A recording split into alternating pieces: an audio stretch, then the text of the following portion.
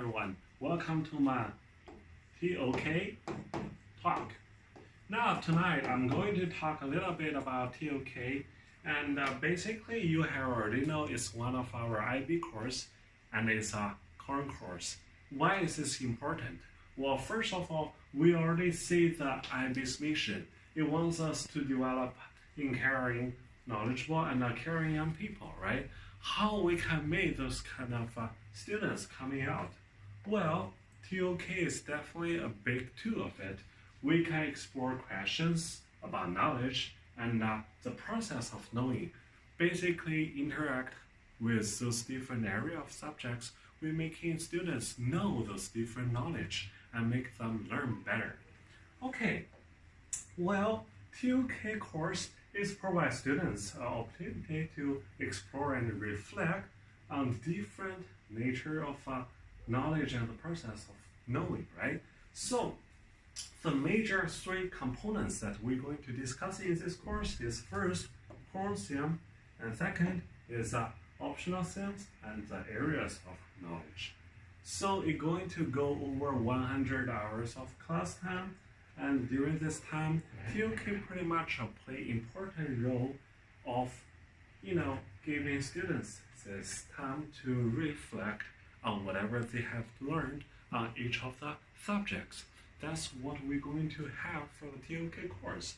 And some students might already know TOK course is one of the three major courses. So if they didn't pass this class, well, if they fail in this class, obviously they're never gonna get a certificate for IB course.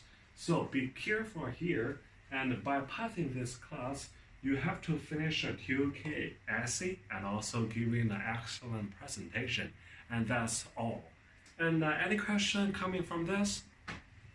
We have heard about mathematics, science, art, but this one, it doesn't look like any one of it. So can you explain to me, why is it important for my kid to take this course?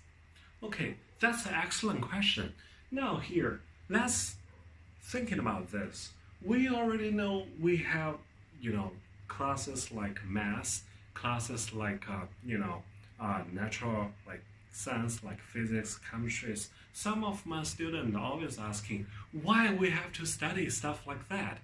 And I always saying that even some parents complaining, why our kids come over here, we have to study a stuff called art. It's doing nothing to my kids. They can't get a career with it. Well, you may true, you may not, but let's look at this. As a human being, I think most of us here already taking a bachelor degree, so most of you probably heard a stuff called Maslow's hierarchy of needs, right? So it's pretty much explained when we have needs.